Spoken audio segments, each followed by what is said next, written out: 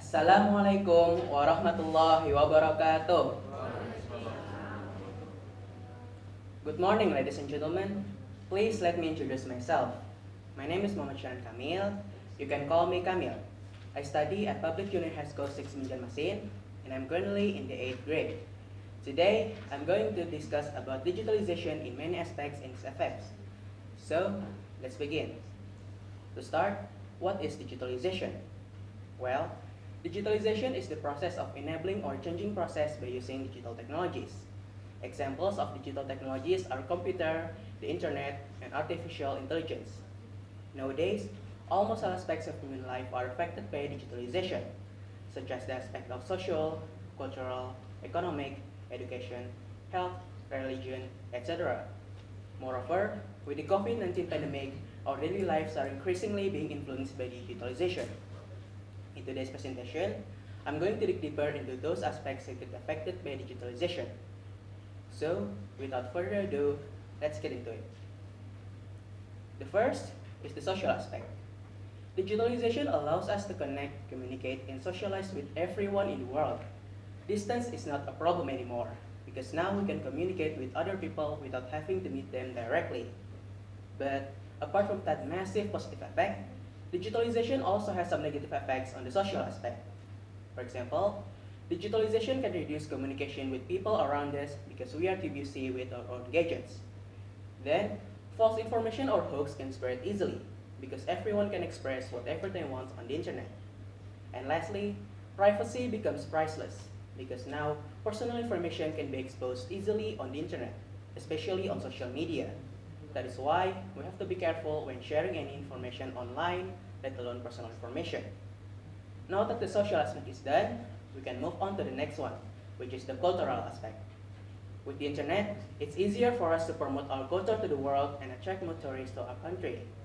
But culture from foreign countries can also enter our country easily, and those new cultures can affect our culture positively and negatively, depending on the cultures themselves.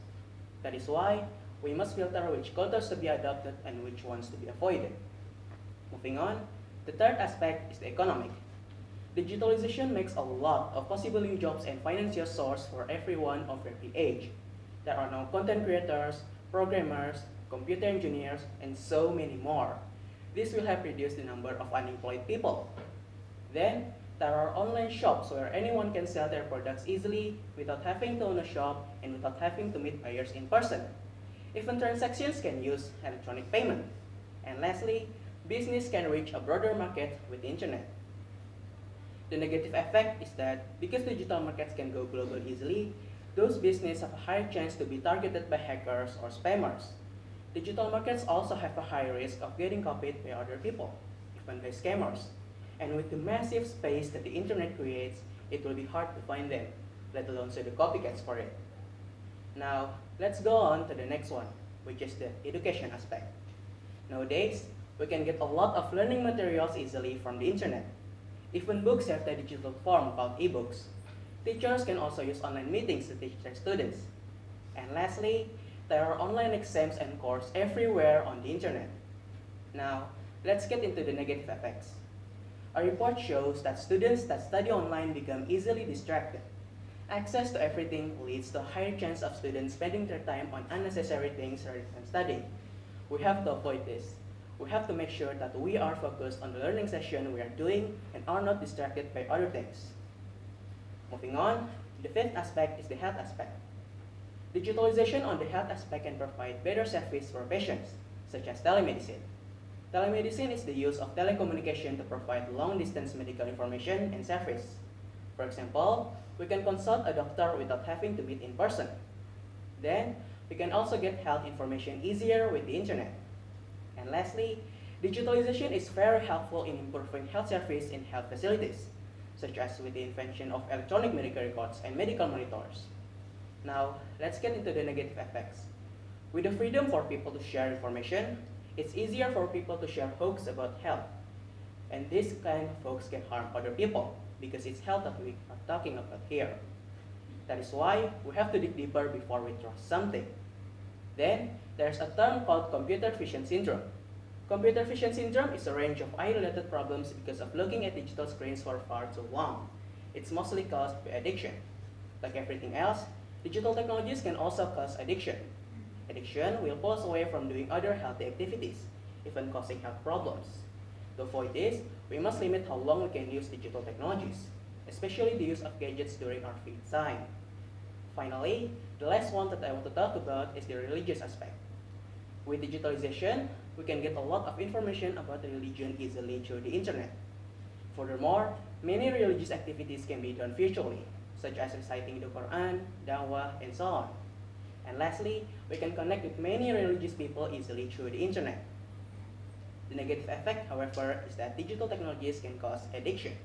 Addiction will pull us away from doing religious activities. This is another reason why we must limit how long we can use digital technologies. Then, hoax about religion can spread easily too, so we have to be careful on which information to trust. So, to sum it up, digitalization affects our life significantly on most aspects, such as the aspect of social, cultural, economic, education, health, and religion. In general, digitalization makes it easier for us to get various information, allows us to connect with many people around the world from various expertise, and makes our daily activities easier. In addition, the COVID-19 pandemic indirectly encouraged us to accept digitalization.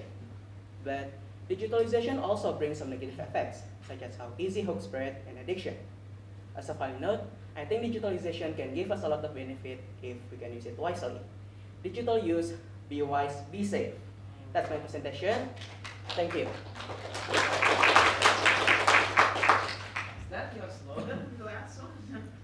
Okay, well, Last minute Syirhan, slogan. Syirhan. Kamil. Okay, You can call me Kamil. right. Good job, Kamil. Was that your slogan or was that your motto, your own motto? Well, a kind of motto, like a last minute, I just find that motto Wise. in the last minute. You I can like use that for anything. Be wise. Be wise. I will start using it. Thank you, thank you. You want drink water? Be wise. You want it? Be wise. Right. So you're talking about digitalization in many aspects. And to define, what's your definition of digitalization? Digitalization is the process of enabling or changing process by using digital technologies. Okay, so everything using Digital technologies. Technology. So everything, digitalization. Yeah, that's The process. the word now. The in word, everything is digital. So let's make it easier for you. My question for you is how digitalization help in education in general, just in general. How do you think digitalization affect in education? How us? Well, with the internet, it's easier for us to get more learning materials. We Yeah, don't have to go to school. Like when the COVID-19 pandemic hit us, we can still study at home because of digitalization, because of the internet. Without that, we can do anything. We Alright. have to go outside to Now study. okay, thank you very much. Now that leads to my second question. Yes. Should we abolish the school? No. No. Why? You don't need It's- that. Everything can be digital. Why not digital school? I mean, it's possible, but we also need to communicate with people, sometimes directly. And like many people, when the COVID-19 pandemic hit us, they are really bored at home. Like they are screaming to go outside. Like before the pandemic, like the student used to like being getting what's that holidays. But now that the COVID-19 pandemic hit us, they are begging to go to school. There's just social needs for everyone to meet directly, and sometimes you just can fulfill that with digital. All right. Thank you very much. Very good Okay, just like what you have stated, human are social beings, right? So we can't live without others, especially the one around us.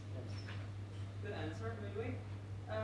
Since we are talking about digitalization, you can also say something like AI. Yes, artificial intelligence. Yeah, artificial intelligence. As we know, AI can help us in many things, right? Yes. And could you provide me some examples how AI can help us in upgrading our English capabilities. English capabilities. Yes, thank you. For example, artificial intelligence can be used as a second mentor to.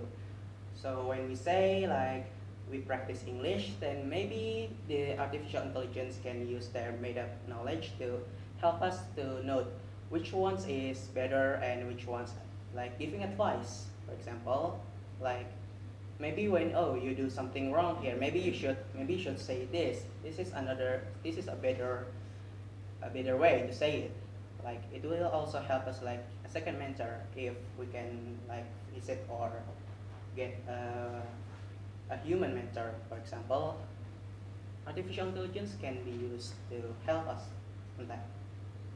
So we can use it for additional Yes, additional. information and practices, right? Yes, yes. But we still need a human Human, yes, yes. Sometimes. mentor. Yes, I see. Thank you. yes. Thank you.